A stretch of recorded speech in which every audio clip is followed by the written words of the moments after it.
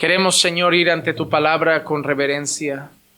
Queremos ir con un corazón humilde y con el respeto, Señor, que la Escritura merece, pues es tu palabra.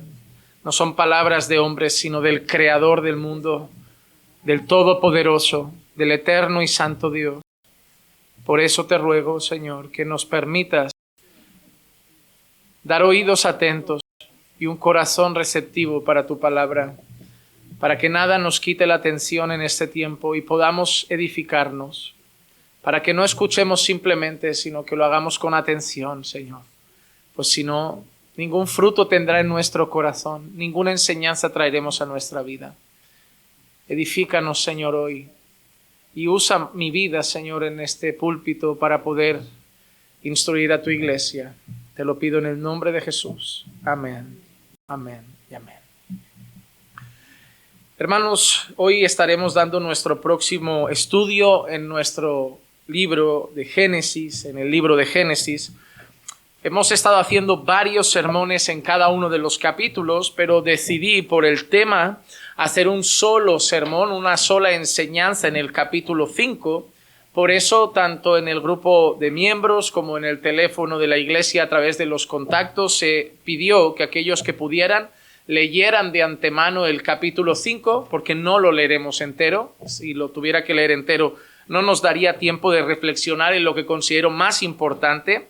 Y en Génesis iremos haciendo eso, iremos pidiendo que cuando se traten de capítulos enteros o pasajes muy extensos, los lean previamente en casa para que aquí podamos tratar los puntos más significativos.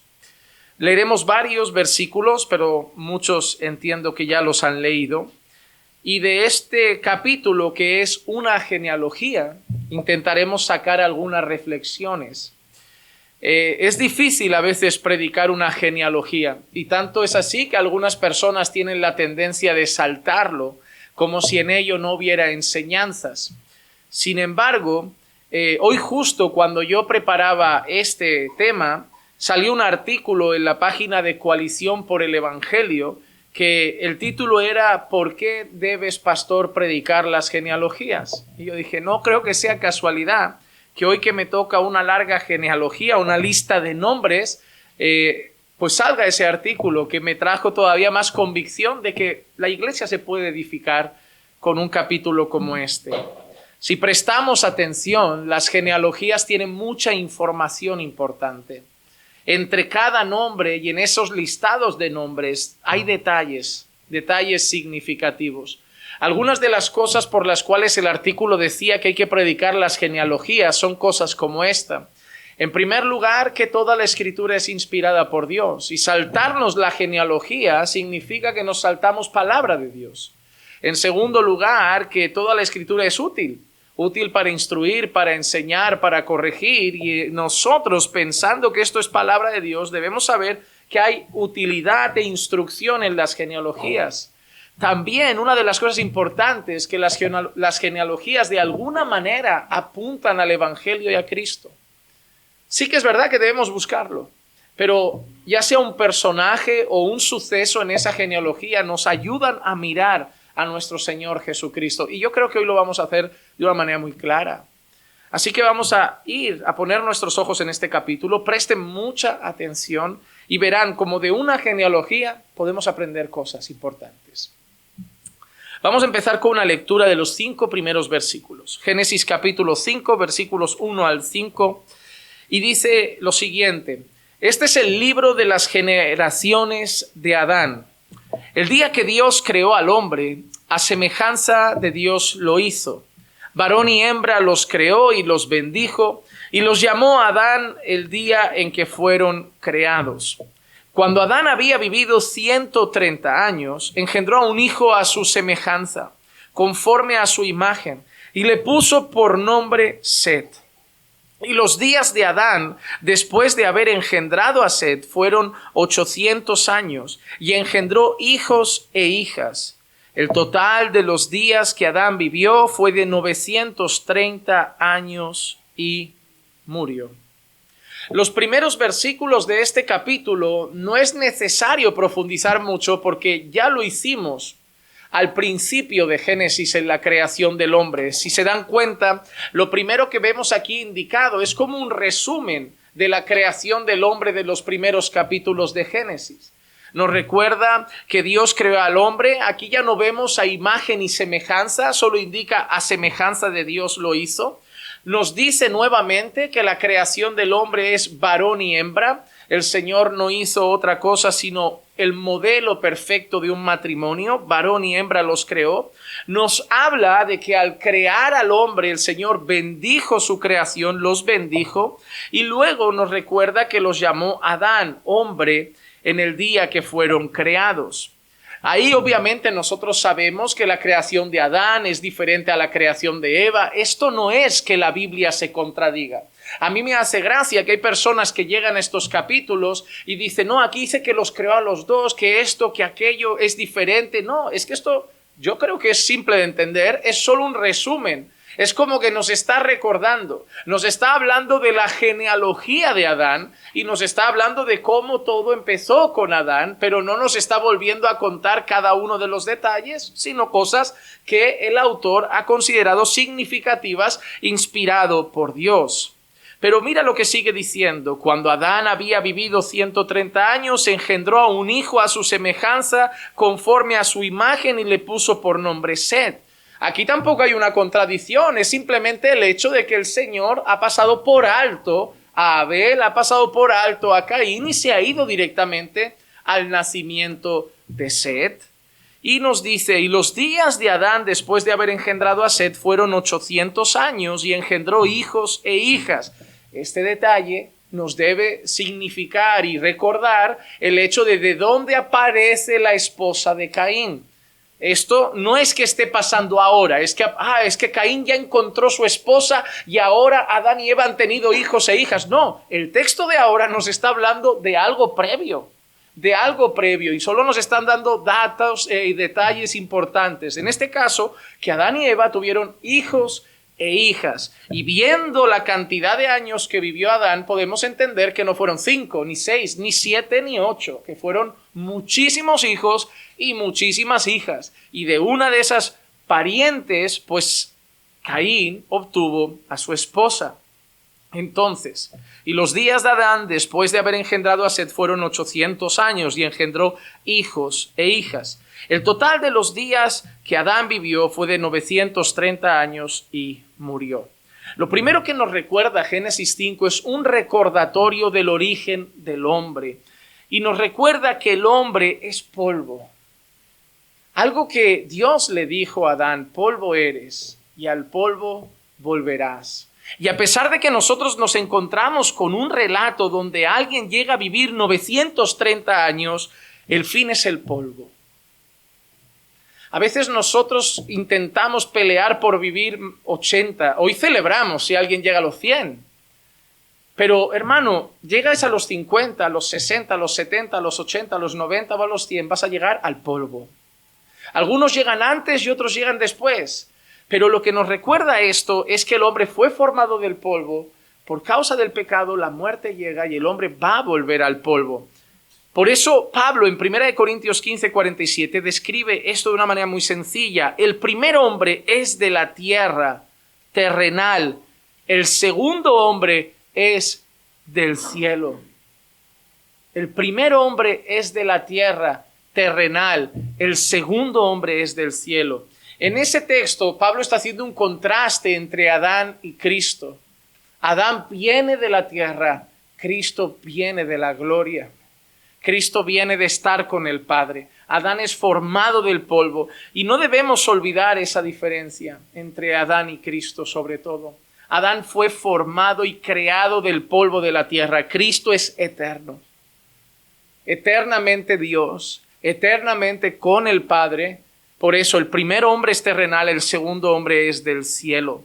Pero otra cosa interesante, algunos de ustedes han leído el capítulo 5, hicieron los deberes, porque si no lo hacen, hoy a lo mejor no pasa nada porque son nombres, pero en otros capítulos sí que se van a perder un poco en la clase.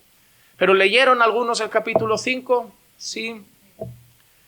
Todo el capítulo 5 es la genealogía ¿de quién? de Adán. Pero si te das cuenta, es la genealogía de Adán que parte de Set. No vemos a Abel, no vemos a Caín. Es la genealogía de Adán que parte de Set. ¿Y cuánto dura? Un capítulo entero. Pero mira qué interesante. Cuando nosotros vimos el capítulo anterior, ¿de quién había la genealogía? De Caín. Hay una cosa que tienes que tener en mente. Es que toda la historia de Génesis lo vamos a ver muy claro. La historia de dos simientes. ¿Recuerdan que desde el principio habría una enemistad entre dos simientes? ¿Recuerdan que cuando se habla de Caín, la Escritura dice que era del diablo y ya empieza a marcar la diferencia entre una simiente y la otra? ¿Recuerdan que ahora ya Set nace por un lado, Caín nace por el otro y se empieza a cambiar el rumbo de la historia en dos simientes muy marcadas? Quiero que tengan eso presente porque cuando lleguemos a Génesis 6 van a aparecer unas figuras raras, unos gigantes. Hay mucho misterio detrás de esos gigantes, incluso hay muchas posturas teológicas. Algunos consideran que eso fue fruto de la relación sexual entre gente humana y demonios que poseyeron a gente o directamente con esa gente humana tuvieron relaciones sexuales y el fruto de una relación sexual entre demonios y humanos fueron gigantes. Pero yo quiero que piensen eso, que vamos dejando atrás de las dos simientes, porque para mí hay una enseñanza muy grande en esos gigantes conforme a las dos simientes. Y eso nos llevará incluso a pensar en el yugo desigual. Así que tengan eso en mente para lo que viene. Pero cuando nosotros veíamos la genealogía de Caín, en Génesis 4, 17 y 18 vimos esto. Y conoció Caín a su mujer y ella concibió y dio a luz a Enoc y edificó una ciudad y la llamó Enoc, como el nombre de su hijo. A Enoc le nació Irat, Irat engendró a Meujael engendró a Metusael y Metusael engendró a Lamec. Luego, un poquito más abajo, salen unos hijos más. Pero, hermano, 2 versículos, igual uno más, luego 3 versículos para hablar de la genealogía de Caín. Un capítulo entero para hablar de la genealogía de Adán y de Set. Aunque tú pienses que no, eso dice mucho. ¿Dónde está poniendo Dios la importancia? No en el impío, en la descendencia que viene del linaje bueno, de la simiente buena, en el linaje de Set. Porque mira qué curioso lo que dice Proverbios 10:7. La memoria del justo es bendita, pero el nombre del impío se pudrirá. ¿Te has dado cuenta como de alguna manera Dios está honrando una generación? Dios está honrando una genealogía, Dios está honrando un linaje y está como diciendo, bueno, ahí están los impíos, un par de versículos, pero ahora vamos a hablar de los míos.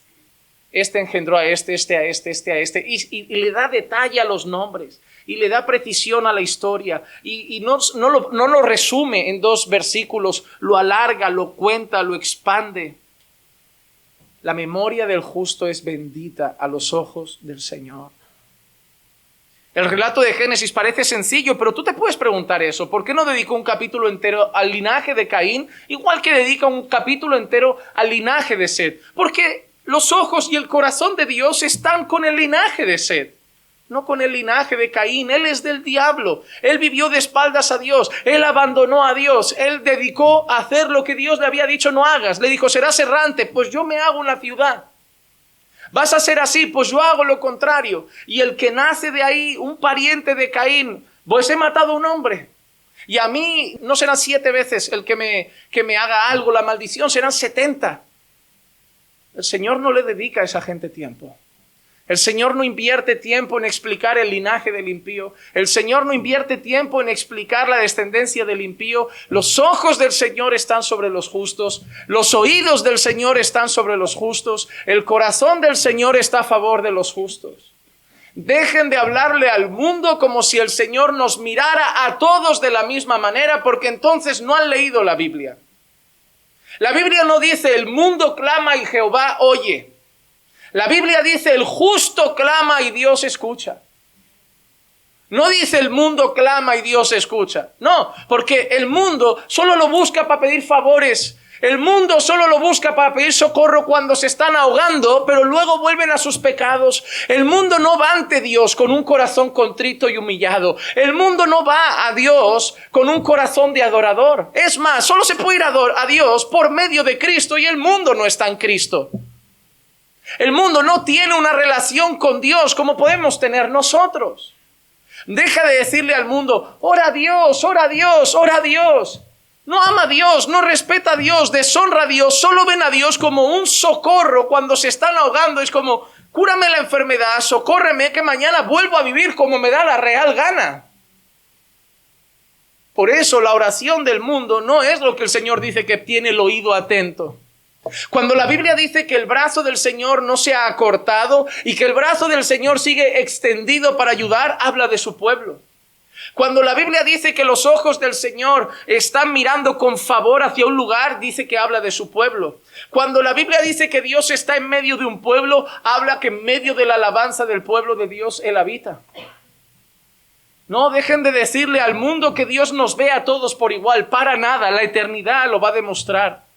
Porque esos van a pasar una eternidad sin Dios y nosotros vamos a pasar una eternidad en la gloria de Dios. Sí, el Señor siente compasión, el Señor mira con misericordia, porque el Señor los podría fulminar con su ira hoy mismo, como podría haber hecho con nosotros también.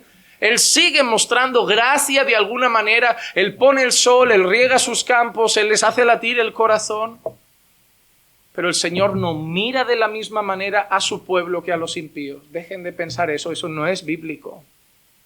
Eso no es bíblico. Y no saquen textos de contexto para justificarlo. Pero Dios no hace acepción de personas. Sí, Dios salva al pobre y al rico. Dios puede salvar a un peruano y a un suizo. Pero no significa que Dios nos mira a todos por igual. Porque yo soy su hijo y ellos no. Ellos son creación de Dios, yo soy hijo de Dios. Ellos pueden reconocer que es un Dios, yo lo llamo Padre. Ellos no tienen acceso al trono de la gracia porque no están en Cristo. Yo tengo acceso libre al trono de la gracia en busca del socorro oportuno cuando quiera con libertad. No, hermanos, no es lo mismo. Y este relato de Génesis nos lo está dejando muy claro. El Señor mira con agrado la genealogía del justo. Ha contado pocos detalles del impío. Es más, y los detalles que ha contado de la genealogía del impío es para demostrar su maldad, para demostrar su rechazo a Dios, para demostrar su rebeldía, para demostrar su obediencia. Ahora yo te pregunto, ¿del linaje de Set son todos hombres perfectos? ¿Crees que no pecaron? Pero el Señor no habla de sus maldades, solo destaca cosas buenas. Uno es su pueblo y otro no. Y eso es importante entenderlo. Pero hay otra cosa muy importante aquí. Vamos a leer algunos versículos porque hay algo común en todas las genealogías. Yo voy a leer versículos salteados. Génesis 5:8 dice, el total de los días de Set fue 912 años y murió. El total de los días de Enos fue 905 años y murió. Génesis 5:11. Génesis 5:14 dice, el total de los días de Cainán fue 910 años y murió. Génesis 5:17, el total de los días de Mahalaleel fue de 895 años y murió. Génesis 5:20, el total de los días de Jared fue de 962 años y murió. Génesis 5:27, el total de los días de Matusalén fue de 969 años y murió. El total de los días de Lamec, Génesis 5:31, fue de 777 años y murió. En esta genealogía hay una enseñanza muy importante, un gran recordatorio. Justos e injustos, todos van a morir. Hijos de Dios e hijos del diablo. En este lado de la historia, el fin es uno y murió. Romanos 5:12 dice, por tanto, tal como el pecado entró al mundo por un hombre y la muerte por el pecado, así también la muerte se extendió a todos los hombres, porque todos pecaron, porque todos pecaron.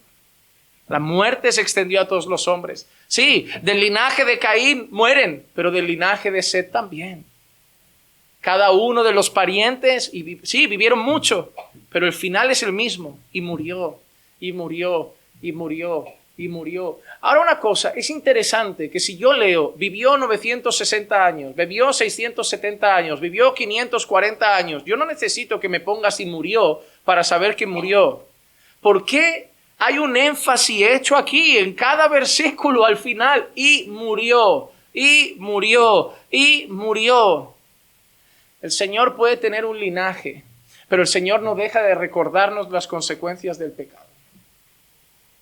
Sois mi pueblo, pero el salario del pecado fue la muerte y la estáis viviendo. La eternidad gloriosa no es aquí, la esperanza no es aquí. En este momento, en este lado de la historia, nuestros ojos están esperando algo más glorioso en la eternidad, porque aquí viviremos 60 y moriremos, viviremos 50 y moriremos, viviremos 75 y moriremos. El destino será distinto para un linaje que para otro. El destino será distinto para un pueblo que para otro. Pero en este lado de la eternidad enterramos al impío y enterramos al justo. Uno lo enterran y no tiene esperanza. Al otro lo sepultamos y cantamos de júbilo. Porque para unos la muerte es ganancia. Pero hay un recordatorio. El pecado hizo mella. Lo que el Señor está dejando claro aquí es, son mi linaje, pero las consecuencias las viven. ¿Y sabes qué, amado hermano? Podemos ser pueblo de Dios, pero las consecuencias del pecado las vivimos. Las enfermedades que nos llegan, los asaltos que se viven en las calles, los robos que se dan en el metro, los ocupas que invaden nuestros hogares, la gente que abusa sexualmente de una niña, la gente que insulta a otros, las guerras que se dan, los conflictos que hay a nuestro alrededor y que de alguna manera nos salpican, todas esas cosas nos recuerdan algo. Podemos ser pueblo de Dios, pero bajo en esta tierra las consecuencias del pecado siguen. Y eso es algo que pasaban 100 años, 200 años, 300 años y el linaje de Seth veía algo. La gente cae, van muriendo. Esto no va a pasar de largo. Dios no ha pasado a Adán, ahora ha pasado lo de Abel. El Señor ya dirá, bueno, el castigo ya es suficiente. No. Todos vamos a volver al polvo. Lo de polvo eres y el polvo volverás no se lo dijeron solo a Adán. Esto es para todos nosotros. Y podemos ser su pueblo y podemos adorarle y podemos invocar su nombre. Pero vamos a acabar en el polvo. Vamos a vivir las consecuencias del pecado. Lo vivimos con esperanza, con una esperanza gloriosa en la eternidad, pero en esta tierra viviremos las consecuencias del pecado. Aquí hay mucho pueblo de Dios, pero muchos venís de familias desestructuradas, muchos vais por el segundo, tercer matrimonio. Consecuencias del pecado. No debería ser así, pero vivimos consecuencias del pecado. Y aunque intentemos adorar a Dios de la mejor manera, honrar a Dios de la mejor manera, obedecer a Dios de la mejor manera, ya sea nuestro pecado o el de otro, nos va a salpicar. Ser pueblo de Dios no es estar exento del pecado, ni de las consecuencias del pecado. Dios no nos ha metido en una burbuja diciendo a vosotros ya no os pasará nada porque sois mi linaje, mi pueblo, mi descendencia. No, sí, tenéis esperanza en una gloria eterna y futura, pero mientras estéis en esta tierra, las consecuencias llegan. La enfermedad os va a llegar a vosotros también. El despido del trabajo os puede llegar a vosotros también. La muerte repentina de un ser querido os puede llegar a vosotros también. La única diferencia, y esa palabra es sumamente importante, que vosotros tenéis esperanza. Que vosotros tenéis esperanza, porque no hay nada más triste que morir sin esperanza. Nosotros nos pueden pasar todas esas cosas, pero respiramos esperanza. Pero el texto acaba siempre igual, y murió, y murió, y murió, y murió, y murió, y murió. Y pueden ser los mejores hombres, pero murieron al final. Murieron al final y seguiremos enterrando personas en la iglesia. Muy a nuestro pesar, aunque nos gustaría presentar bebés siempre y nunca enterrar a un hermano, pero lo vamos a vivir, hermanos. Lo vamos a vivir. Lo haremos con un sentimiento distinto porque tenemos la esperanza de que nos habrá adelantado en la carrera y estará en un lugar mejor que nosotros. Pero sentiremos el vacío de la pérdida, la tristeza de no tenerlo más a nuestro lado, el pesar y el dolor en el corazón de no verlo más cantar al Señor entre nosotros. Y habrá la angustia y el pesar de no compartir un estudio bíblico a su lado y ver su sonrisa y sus comentarios jocosos. Pero sabremos que está en un lugar mejor. Estará en gloria con nuestro Padre eterno. Pero vamos a vivir esas consecuencias. Aquí también van a pasar personas que vamos a amar mucho, que van a ser siervos de Dios, verdaderos adoradores, y al final van a morir si Cristo no viene antes a por su pueblo. Pero eso es lo que nos va a pasar, porque las consecuencias del pecado siguen recordándose cada día en esta tierra, en este mundo.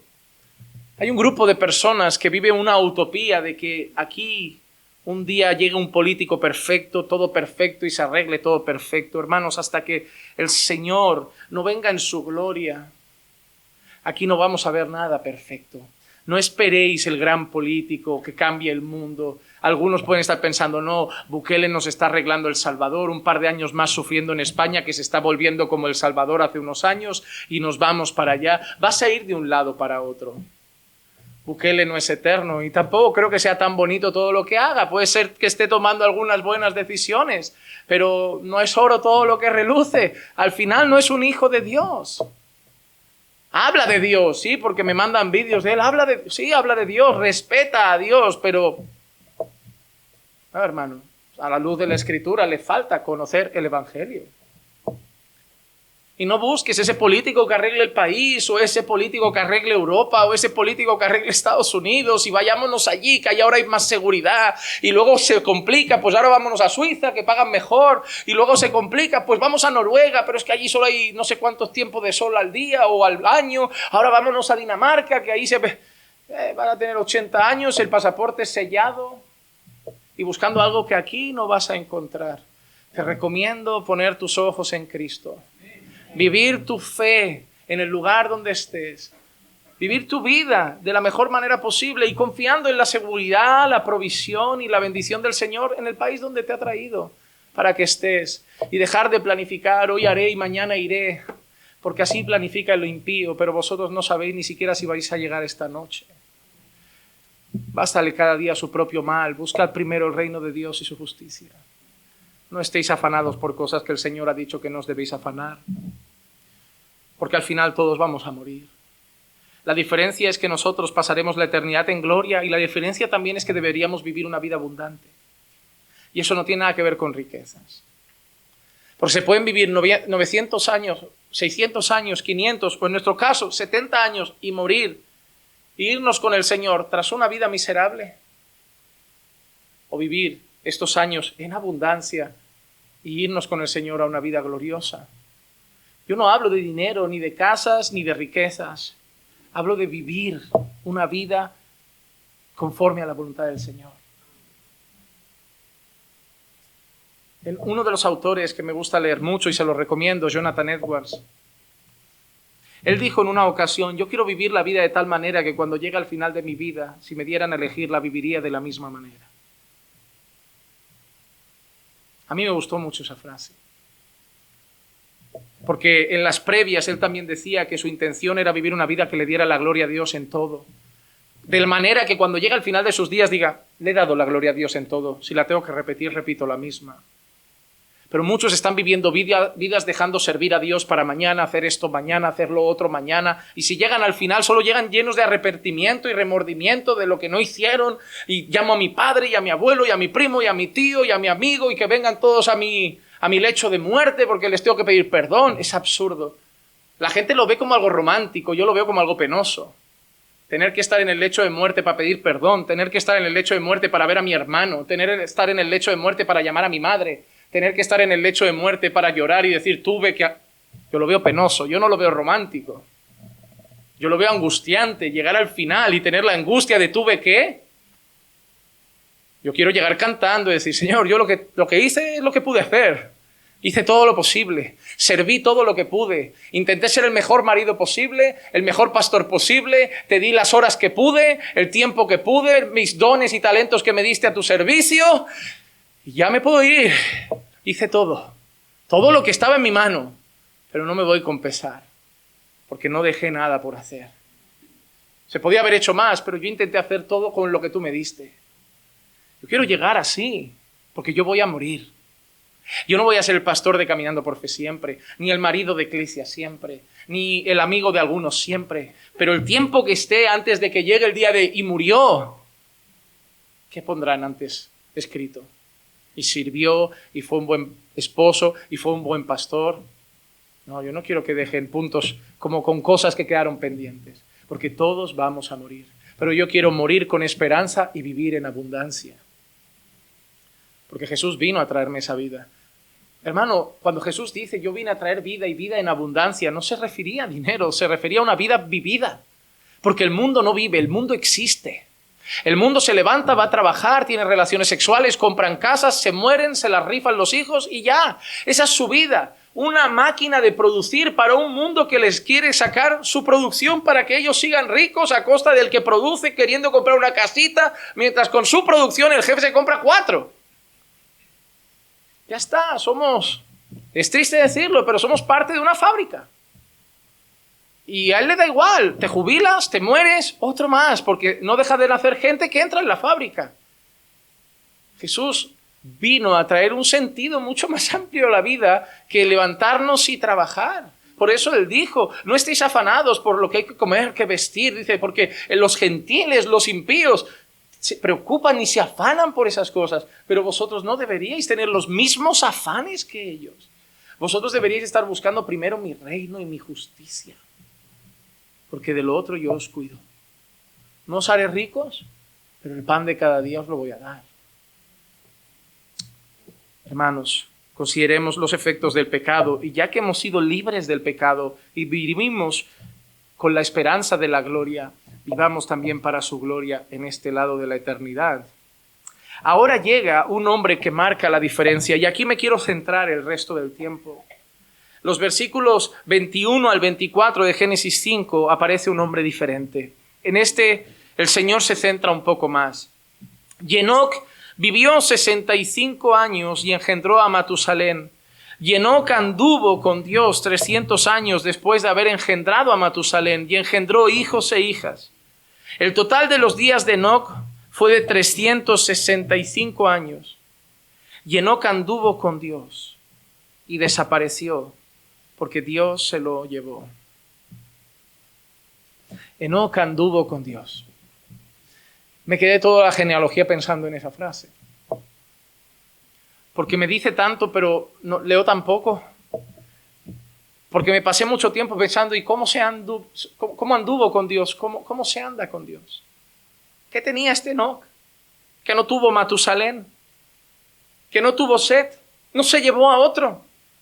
Y los otros pudieron ser creyentes, pero de él dice, anduvo con Dios. Tanto que no vio muerte, y Dios se lo llevó. Y yo solo veo eso en 2 personas. Veo eso en él, veo eso en Elías. Entonces, yo querría que pensásemos en esto y pensásemos en algunas cosas que pueden derivarnos de Enoc y que yo creo que puedes aplicar a tu vida para llevar esa genealogía un poquito más allá, a través de la vida de Enoc, y pensar algunas cosas. Y la primera es que creo que Enoc fue un profeta, aunque aquí no lo dice, pero yo creo que andar con Dios es la vida propia de un profeta. En Judas, capítulo 1, versículos 14 y 15, dice, de estos también profetizó Enoc. Mira que a lo mejor en Génesis no está la información, pero sí en la Biblia. De estos también profetizó Enoc en la 7ª generación desde Adán. Es nuestro Enoc. Es nuestro Enoc. Diciendo, he aquí el Señor vino con muchos millares de sus santos para ejecutar juicio sobre todos y para condenar a todos los impíos de todas sus obras de impiedad que han hecho impíamente y de todas las cosas ofensivas que pecadores impíos dijeron contra él. Esas palabras, ¿sabes de quién son? De Enoc. Enoc fue usado por Dios como una voz y en su tiempo anunció juicio. Porque, hermano amado, hoy en día estos supuestos profetas, supuestos porque son todos falsos, hoy la gente se los rifa. Hoy ves campañas anunciándote, viene el profeta de Estados Unidos, viene el profeta de África, viene el profeta de tal. Pero te digo una cosa, siempre anuncian grandeza. Grandes ministerios, grandes casas, te llevan al frente y te prometen oro, te prometen viajes. Yo veo un ministerio grande, yo te veo en aeropuertos, yo veo muchas banderas a tu alrededor, yo te veo en las naciones, yo creo que tú vas a ser padre de multitudes. Pero cuando nosotros vemos el Antiguo Testamento y los profetas de Dios, hermano, cuando se decía en una ciudad viene el profeta, la gente no salía contenta a recibirlo, la gente temblaba. Dice, esto no nos va a gustar un pelo. Incluso, si ves escenas y las analizas, en ocasiones los salían a buscar a la entrada de la ciudad. Si fuera por ellos, que ni pasaran. Iban primero como, ¿qué vienes a traer? ¿Bueno o malo? Déjame entrar y ahora vemos. Pero danos un adelanto sobre por dónde va. Vosotros sabéis lo que habréis hecho, estáis bien con Dios, no tendréis nada que temer. Pero no era así cuando se decía, así dice el Señor. ¿Por qué crees que algunos los degollaron? Los apuñalaron, les cortaron la cabeza. Porque es el resultado de decir la verdad. Hasta hoy. Hoy no pueden hacerte eso quizá porque vivimos en Occidente. Pero te pueden censurar, llamar fanático, hacerte ver como el malo de la historia. Sal a la calle y dile la verdad al mundo sobre la homosexualidad. Sal a la calle y dile la verdad al mundo sobre el feminismo. Sal a la calle y dile la verdad al mundo sobre sus ideologías. Y dime cómo te van a responder. Nosotros lo podemos hablar en pequeños grupos, pero no puedes. Ves ahora a una plaza y di todo lo que la Biblia dice en alto sobre la homosexualidad. Y te digo que en menos de 5 minutos, si no te han tirado una piedra, te han insultado, te han bajado de allí, te han quitado a la fuerza de ese lugar y de alguna manera te callarán. Y cuando llegue la policía y tú creas que van a defenderte y digan lo que estabas diciendo, la policía hasta te denunciará por delito de odio. Mientras la verdad la guardamos en una caja, todos parecemos valientes. Cuando la verdad es proclamada, a muchos les cortan la cabeza, la lengua, los degollan. Eso va a pasar siempre, porque el mundo no quiere la verdad. El mundo sabe que la verdad va a confrontar, va a traer juicio sobre sus vidas. Por eso muchos están evangelizando con un mensaje torcido. Como sabemos cómo les sentará la verdad, no les hablemos toda la verdad. Digamos, Dios es amor, Dios es bueno, Dios quiere lo mejor para ti. No hablemos de infierno, de juicio, de pecado, de culpabilidad, de ley. Porque si hablas eso, pastor, es que te rechazan. Ya, pero si te aceptan con una media verdad, no han recibido la verdad. Han recibido algo parecido, algo distorsionado, algo torcido. Eso tampoco es que hayan aceptado el evangelio. Han aceptado tu mensaje, pero no el evangelio. El evangelio lleva arrepentimiento implícito. Y si hay arrepentimiento, es que debe haber culpa. Y si hay culpa, debe haber ley. Y si quitamos lo que la gente considera pesado, no va a haber salvación, porque ya no es el evangelio. Ah, pero es pesado. Bueno, si es de Dios, se convertirá. Será pesado para su carne, pero si son de Dios, el Espíritu Santo traerá convicción de pecado. Enoc fue un profeta. Un hombre que anduvo con Dios, fue un hombre que habló de parte de Dios a su generación. Hermano, de alguna manera, si nosotros queremos andar con Dios, debemos ser una voz de Dios en nuestra generación. No un profeta como oficio, que no se me levante ninguno aquí ahora, pero hablar su palabra, hablar su verdad, hablar lo que Dios ha dicho. Si nosotros queremos andar con Dios en medio de una generación torcida y perversa, como definen las Escrituras, debemos ser una voz de Dios en este tiempo. En segundo lugar, nosotros vimos aquí otro profeta, casualmente, que fue el otro hombre llevado, en Segunda de Reyes 2:11, y solo a modo de información. Y aconteció que mientras ellos iban andando y hablando, he aquí apareció un carro de fuego y caballos de fuego que separó a los dos. Y Elías subió al cielo en un torbellino. Esto no nos da una idea de que Dios se lleve a todos sus profetas, porque no pasó con Jeremías, no pasó con Isaías, no pasó con Daniel, pero pasó en este caso, y que casualmente era también otro profeta de su generación. Ahora, ¿qué es también andar con Dios en las Escrituras? La Biblia nos dice que Enoc anduvo con Dios, pero me gustaría decir a la luz de la palabra qué es andar con Dios, porque entonces yo entiendo que Enoc hizo eso. Y yo quiero que nosotros hagamos todo lo que podamos también para andar con Dios. Andar con Dios no solo era la vida de un profeta, también era la vida de los sacerdotes. En Malaquías capítulo 2 y el versículo 6 dice así: la verdadera instrucción estaba en su boca y no se hallaba iniquidad en sus labios. En paz y rectitud caminaba conmigo y apartaba a muchos de la iniquidad. El Señor en este libro de Malaquías está describiendo un buen sacerdote, un buen sacerdote. Y mira cosas que dice, la verdadera instrucción estaba en su boca. Porque había un tiempo de malos sacerdotes que enseñaban mal al pueblo de Dios. Un buen sacerdote instruye bien al pueblo de Dios. Pero no solo eso, que no había mentira, iniquidad, pecado en sus labios.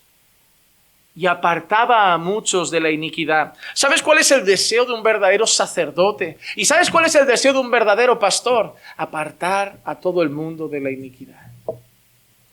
Hermano amado, cuando yo os miro, muchos venís de otros países, algunos en situaciones delicadas, muchos estáis en habitaciones, algunos tenéis trabajo picado, pero mi mayor preocupación no es apartaros de la pobreza.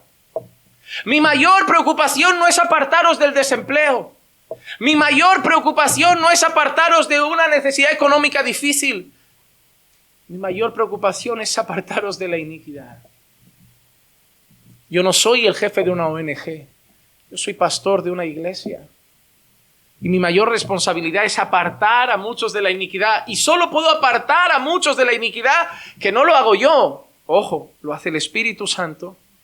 Pero solo puede darse si los labios del pastor instruyen en la verdad. Porque no seré yo no tomo a la persona y me la llevo del pecado. Yo instruyo a las personas con la palabra de la verdad y el Espíritu Santo convencerá de pecado y muchos se apartarán de la iniquidad. Eso es lo que hace un buen sacerdote. Los sacerdotes fieles al Señor andaban con Dios como Enoc anduvo con Dios. Y déjame recordarte algo. Cuando la Biblia describe al pueblo de Dios, cuando la Biblia describe a la iglesia amada del Señor, la Biblia dice algo curioso. Ellos son nación santa, pueblo adquirido, pero también dice real sacerdocio. De alguna manera, todos somos, de alguna manera, sacerdotes en la presencia del Señor. ¿En qué sentido? Antiguamente el sacerdote era el único que tenía acceso. El sumo sacerdote era el único que tenía acceso a la presencia de Dios, al lugar santísimo. Ahora nosotros, como sacerdotes en Cristo, por nuestro sumo sacerdote, ahora todos tenemos acceso a la presencia del Señor, al trono de la gracia. Así que como buenos sacerdotes, instruyamos a los que nos rodean en la verdad y caminemos en paz y justicia con el Señor. Ah, pastor, pero yo no soy pastor. Bueno, ¿tienes hijos? ¿Tienes esposa? ¿Tienes familia? Tú tienes a muchos a los que instruir. Hermano amado, deja de buscar un cargo en la iglesia. Ocupa el cargo en el lugar que Dios te ha puesto ya. Alguno ya está en el lugar donde Dios lo ha puesto a servir y todavía no se da cuenta. Alguno está esperando que se lo den en estas 4 paredes y Dios ya te puso en una familia, te puso en un hogar, te puso en una empresa. Ya rodeado de inconversos y tú esperando, Señor, dame oportunidad de servirte. Y el Señor, pero si te he puesto ya dentro del terreno misionero, porque tú no estás haciendo nada. El niño sigue sin conocer la Biblia. Tu compañero no sabe que eres cristiano. Por tus frutos ni se dan cuenta. Y me pides que te dé. ¿Tú no será que quieres un cargo en el templo? Porque yo ya te he puesto donde tienes que trabajar. Pero no estás trabajando. Ejerce ya, instruye, enseña. Hermano, mucha gente cree que la iglesia tiene que dar cursos de discipulado. ¿Quién debe hacer discípulos? Respondedme a esa pregunta tan sencilla. ¿A quién llama el Señor Jesús a hacer discípulos? A los discípulos. Y la iglesia espera, la gente espera que la iglesia haga discípulos. Pastor, traemos gente, nuevo curso de discipulado, traemos gente, nuevo curso. Dáselo tú. Tú ya no sabes lo que es la cruz, tú ya no sabes lo que es el evangelio, tú ya no sabes lo que es la justificación. No es tu amigo, yo no lo conozco, pero si ha venido aquí es por ti, entonces tú ya lo conoces. Queda con él a tomar un café, saca la Biblia, háblale del evangelio, Háblale de Romanos 3, háblale del pecado, háblale de la santificación, háblale de todo lo que el Señor ya te ha hablado a ti. A ti te están formando como un discípulo para que tú reproduzcas eso en otros y hagas nuevos discípulos. Se te ha dado instrucción para que tú instruyas. Y caminarás con Dios cuando estés instruyendo a otros también. Andar con Dios también es andar diferente al mundo, es no andar como el mundo anda. En Lucas capítulo 17, versículos 26 y 27 dice, tal como ocurrió en los días de Noé, así será también en los días del Hijo del Hombre. Comían, bebían, se casaban y se daban en casamiento hasta el día en que Noé entró en el arca y vino el diluvio y los destruyó a todos. Los días de Noé son próximos a nuestro relato. Son próximos a nuestro relato, no están lejos. Siguiente capítulo, ¿qué historia va a empezar? Por ahí va a empezar ya. Entonces estamos en ese territorio donde el Señor está describiendo los días de Noé. ¿Y cómo estaban viviéndose en esos días? Comían, bebían, se casaban, se daban en casamiento. Ese es el estilo de vivir de las personas, así vivían en los días de Noé.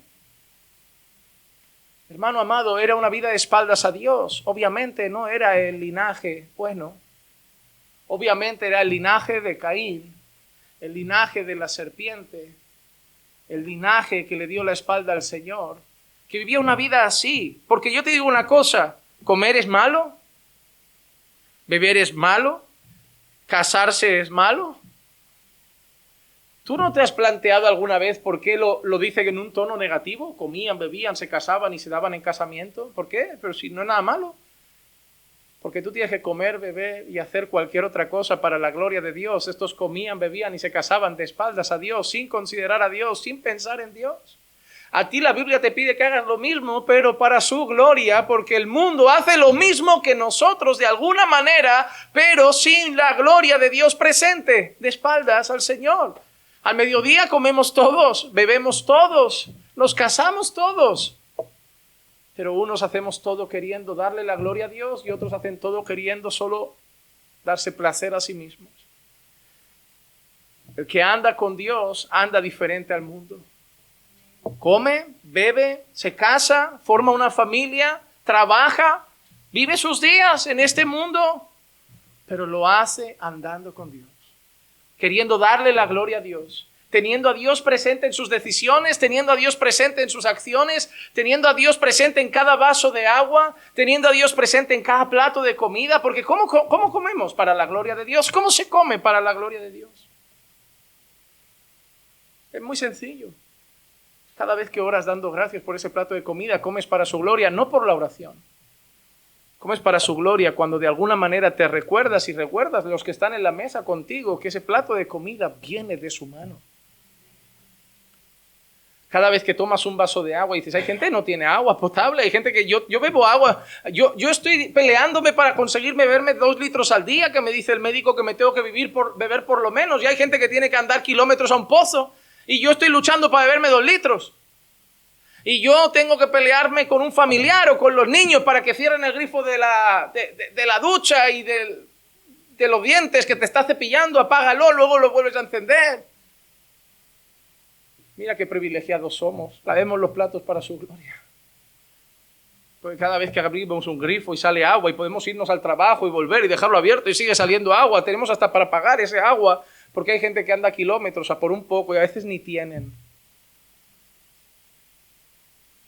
Nosotros no podemos vivir como el mundo, como si todo esto fuera nuestro, de la tierra, de nuestro esfuerzo. Tenemos que tomar cada vaso de agua, cada poco de comida, cada vez que vamos en coche a un trabajo, cada vez que tenemos a nuestra familia al lado, todo hacerlo para su gloria. Todo es un regalo de Dios. Todo es un don del Señor. Enoc anduvo con Dios y andar con Dios también es vivir. Esta expresión es bonita. Coram Deo. Coram Deo significa en la presencia de Dios. Ser conscientes de que los ojos del Señor están sobre nosotros. El Levítico 26:12 dice, andaré entre vosotros y seré vuestro Dios y vosotros seréis mi pueblo. Mira que dice el Señor, andaré entre vosotros y seré vuestro Dios y vosotros seréis mi pueblo. Andar con Dios Andar con Dios es ser conscientes de que Dios anda entre nosotros. ¿Sabes por qué hay gente que en el culto hace ruido y se distrae y se levanta y mira al techo y gente que está sin parpadear? Porque hay gente que sabe que está en la presencia de Dios y hay gente que cree que está en una sala. La actitud lo cambia todo. ¿Sabes por qué hay gente que el domingo llega tarde al culto y hay gente que prefiere llegar antes, saludar a los hermanos y empezar concentrado? Porque unos vienen a su iglesia y otros vienen a estar en la presencia de Dios. Todo lo cambia.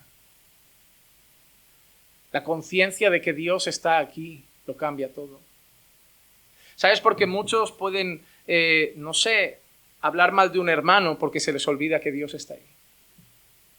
Te digo una cosa, si cuando vas a hablar con una hermana y vas a hablar de otro hermano, apareciera aquí una sombra brillante, blanca, que tú supieras que es Dios, ¿hablarías eso? No.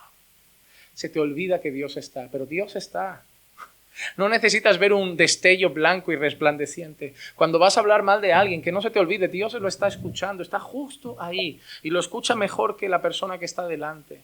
No pierde ninguna de las palabras. Es más, Dios hasta ve la intención del comentario, la maldad con la que lo dices, la maldad con la que pronuncias esas palabras. Aunque tú luego le digas a la persona, pero es para orar por él, él sabe que no. Él sabe que te gusta murmurar, que te gusta el chisme, que estás rabiosa, que hay odio, que hay rencor. Él lo sabe, Él está presente.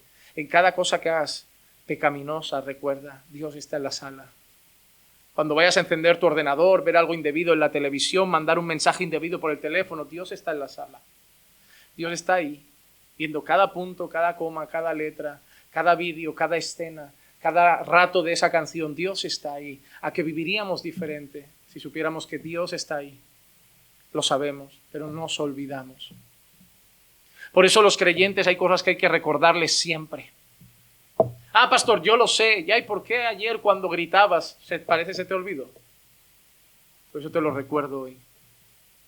Seguro que a casa hoy llegas diferente. La idea es recordártelo también mañana y al otro y al otro y al otro. Ponte un cartel si hace falta en el espejo de la habitación, del baño, grande, que te diga, allí donde vayas, Dios te va a ver. A lo mejor vamos diferente al trabajo, vamos diferente en el tránsito, tratamos diferente a nuestras familias. Andar con Dios significa ser conscientes en todo momento que Dios está presente. Andar con Dios también significa vivir de acuerdo a su voluntad. Amós capítulo 3, versículo 3 dice esto, que me parece muy interesante esta pregunta. ¿Andan dos hombres juntos si no se han puesto de acuerdo? No podemos andar juntos si no nos ponemos de acuerdo. La iglesia, si ahora nos ponemos de acuerdo en una decisión, será brillante, pero si la mitad va para un lado y la mitad va para otro, será nefasto. ¿Por qué? Porque no podemos andar en una misma dirección si todos no estamos de acuerdo en una misma cosa. ¿Qué pasa cuando un matrimonio no se pone de acuerdo en algo de los niños? Hay tensión, hay conflicto y al final acaba mal, porque no van en la misma dirección. Un matrimonio es sumamente importante que estén de acuerdo, porque si no, no pueden andar juntos. No pueden andar juntos en la educación de los hijos si no están de acuerdo. No pueden andar juntos en la relación con sus familias si no están de acuerdo. No pueden andar juntos en el lugar donde congregan si no están de acuerdo. ¿Andarán dos juntos si no están de acuerdo? Obviamente no. Si yo quiero derecha, tú izquierda, pues mira, cada uno por su lado. Cuando Génesis dice que Enoc anduvo con Dios, es que Enoc estaba de acuerdo con la voluntad de Dios. Enoc estaba de acuerdo con lo que a Dios le agradaba. Enoc estaba de acuerdo con lo que Dios quería. Enoc estaba de acuerdo con lo que Dios pedía. Enoc estaba de acuerdo con lo que Dios ordenaba. Enoc anduvo con Dios y no pueden andar con Dios los que no están de acuerdo con Dios. Tú no puedes caminar con Dios si no estás de acuerdo con lo que Dios dice. La diferencia es que en tu casa tú y tu esposa podéis dialogar. La diferencia es que en tu casa tú y tus hijos podéis dialogar. La diferencia es que en la iglesia podemos dialogar, pero con Dios no. Con Dios se anda si se anda a su manera. Jesús dijo, seréis mis amigos si hacéis lo que yo os digo. A mí me dice eso alguien aquí, me dice, Juan Manuel, ¿quieres ser mi amigo? Pues haz lo que te digo. Pero eso no es la amistad. Para Jesús sí. Para nosotros no. Porque nosotros somos dos imperfectos intentando ponerse de acuerdo. Pero Jesús es el perfecto con un imperfecto que quiere ser su amigo. Mira, esta amistad solo va bien si lo hacemos a mi manera porque tú vienes mal y yo estoy bien. Así que hazme caso a mí o esta amistad no irá bien. Porque el que está mal eres tú. Otra de las cosas importantes sobre andar con Dios es que es una vida de fe. Andar con Dios es vivir en fe y por fe. Porque no aparece mucho en la Biblia, aparece en Judas, pero también aparece en Hebreos, un libro que estudiamos. En el cuadro de la fe, de los hombres de la fe, en Hebreos 11:5 leemos, por la fe Enoc fue trasladado al cielo para que no viera muerte y no fue hallado porque Dios lo trasladó, porque antes de ser trasladado recibió testimonio de haber. Andar con Dios, también tienes ahí un detalle.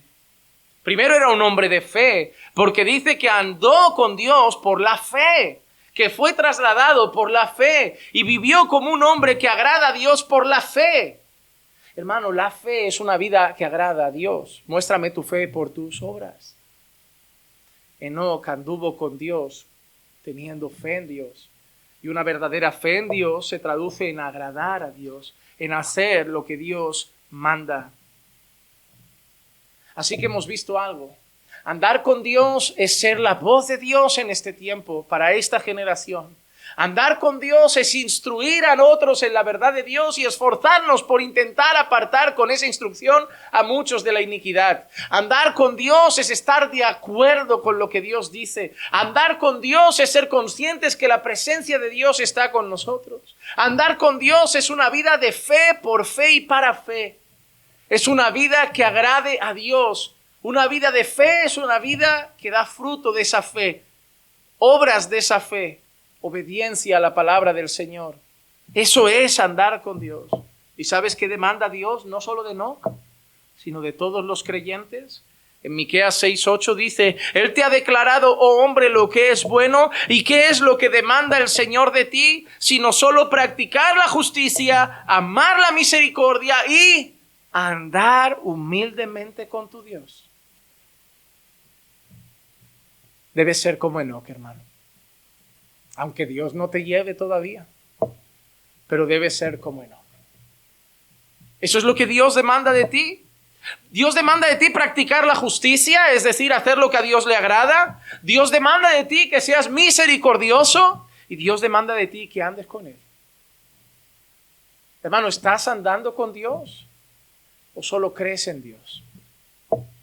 ¿Estás andando con Dios o solo cantas a veces a Dios? ¿Estás andando con Dios o solo vienes aquí a que te hablen de la palabra de Dios? ¿Estás andando con Dios o solo escuchas alabanzas que tienen que ver con Dios? ¿Estás andando con Dios? Porque Dios quiere que andes humildemente con Él. ¿Estás andando cada día con el Señor? ¿A tu trabajo andas con Dios? ¿En tu casa andas con Dios? ¿En la calle andas con Dios? ¿Entre familiares inconversos andas con Dios? ¿En medio de la iglesia andas con Dios? Porque, hermanos amados, nosotros debemos recordar algo. Dios está con nosotros. Pero algo mayor para nosotros hoy. Dios está en nosotros. Segunda de Corintios 6:16 nos da un recordatorio importante. ¿O qué acuerdo tienen el templo de Dios con los ídolos? Porque nosotros somos el templo del Dios vivo. Como Dios dijo, habitaré en ellos y andaré entre ellos y seré su Dios y ellos serán mi pueblo. Habitaré en ellos. Qué maravilloso, hermano. Lo nuestro se ha puesto mejor. A ellos les dijo, estaré entre vosotros, andaré. A nosotros nos dice, habitaré en vosotros. Andaré entre ellos. Pero tiene un suplemento extra. Habitaré en ellos. Antes Dios estaba entre su pueblo. Ahora Dios está en su pueblo. Con más motivo debemos andar con Dios. Hermano, esta genealogía que nos recuerda que Dios ama la descendencia y el linaje del justo, que nos recuerda que el pecado tiene terribles consecuencias y que todos murieron. Esta genealogía que nos recuerda que Adán era polvo y todos los demás también, y al polvo volvieron y a nosotros también. Esta generación, en medio de ellos, tuvo un hombre que anduvo con Dios, recordando que en esa generación empezaron a ser hombres que invocaban el nombre del Señor. Que en una generación de Caín vimos gente que quería edificarse una ciudad enriquecerse, construirse su imperio, pero por otro lado tenemos la generación de adoradores. Y en medio de esos adoradores tenemos un ejemplo en Enoc de alguien que anduvo con Dios. Y nosotros somos llamados a andar con Dios también. Pero yo quiero que leamos los dos últimos versículos, Génesis 5, 28, 29, para dejar a un personaje que será crucial en los próximos estudios. Y Lamec vivió 182 años y engendró a un hijo, y le puso por nombre Noé, diciendo: Este nos dará descanso de nuestra labor y del trabajo de nuestras manos, por causa de la tierra que el Señor ha maldecido. Ahora nace alguien y se llama Noé. Y hay una cosa interesante, que de vez en cuando nace alguien y ellos tienen una esperanza especial. Cuando nació Abel, Eva dijo que Dios me dio varón. Eva sabe la promesa que Dios ha hecho. Va a venir alguien que va a pisar la cabeza de la serpiente y esto se va a arreglar. Esto se ha roto. La tierra es maldita, la serpiente os confundió, os engañó, os sedujo y esto ha tenido unas consecuencias. Ahí llega un bebé y Eva dice: Dios es fiel, me ha dado simiente, me ha dado un hijo varón, será él, pero ese niño muere. Y ahí llega Set y piensan: bueno, pero no, Set muere. Ahí llega Noé y lo vuelven a mirar y piensan: Él nos dará descanso. Él nos dará descanso. Y además dice algo: de nuestra labor y del trabajo de nuestras manos, por causa de la tierra que el Señor ha maldecido. Ellos siguen siendo conscientes de que están en una tierra bajo maldición, pero alguien va a llegar a dar descanso y acabar con todo eso. Porque el linaje de Dios siempre estuvo esperando. Porque el linaje de Dios, la simiente escogida, ese linaje siempre creyó la promesa de Dios de redención, siempre creyó la promesa de Dios de restauración, siempre creyó que Dios iba a restaurar eso porque Dios lo había prometido y Dios no es hombre para mentir, ni hijo de hombre para arrepentirse. Pero Noé no fue quien dio descanso. Porque sí, Noé fue escogido por Dios, veremos la historia del arca, su fidelidad, pero en cuanto sale, Noé peca contra Dios. Pero muchos años después, en Mateo 11:28, apareció alguien que les dijo a todos los que le rodeaban: venid a mí todos los que estáis cansados y cargados, y yo os haré descansar. No era Noé, era Cristo el que iba a traer descanso. Pero pastor, nosotros seguimos cansados de trabajar. Ya, porque el problema es que solo esperaban un descanso en la tierra, un descanso físico, pero Él vino a traer un descanso mucho mayor. Él vino a traer una paz que sobrepasa todo entendimiento. Y Él iba a garantizar una gloria eterna, y sí tendremos descanso. Porque Él prometió que se harían cielos nuevos y tierra nueva donde mora la justicia, y nosotros moraríamos allí con Él por toda la eternidad. Génesis 5 no es solo una genealogía, es el recordatorio de que vendría alguien que traería descanso, solamente que no era Noé, pero toda la escritura apunta a Jesús. Y Noé, y lo que hay alrededor de Noé va a ser una historia que de alguna manera nos va a recordar mucho a Cristo y la redención. Cuando vemos el arca, la manera de trabajar del Señor. Pero quédate con dos personajes. Quédate con Enoc, y que hoy Dios te mueva a querer andar con Dios como Él.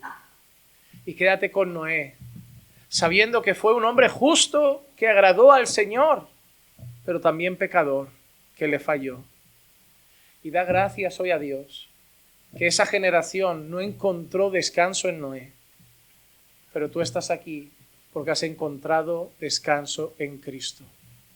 Mucho mayor que Noé, mucho mayor que Enoc, porque Enoc anduvo con Dios, Cristo estuvo siempre con Dios. Cristo es Dios. Y solo Él podía darnos descanso que ningún hombre nos podía dar. Y lo hemos encontrado por la gracia de Dios. Amén, vamos a orar. Padre, te damos muchas gracias por recordarnos a través de esta genealogía verdades importantes para nuestra vida. Recordarnos cosas tan significativas como que el pecado sigue a nuestro alrededor, pero morimos con la esperanza de la gloria eterna. Recordarnos, Señor, la importancia de andar contigo como lo hizo Enoc. Y sobre todo recordarnos que el verdadero descanso no lo encontraron en Noé, pero nosotros lo hemos encontrado en Cristo Jesús. Bendito Dios, te damos gracias por estas verdades. No nos permitas pasar por alto ninguna genealogía en la Escritura, porque al igual que hoy, en todas tendremos enseñanzas preciosas y reflexiones para nuestro corazón. Sigue hablando a tu iglesia y te ruego que por tu Espíritu nos convenzas de estas verdades y nos hagan vivir de otra manera, una manera que te agrade, andar contigo siempre. Te lo pido en el nombre de Jesús. Amén.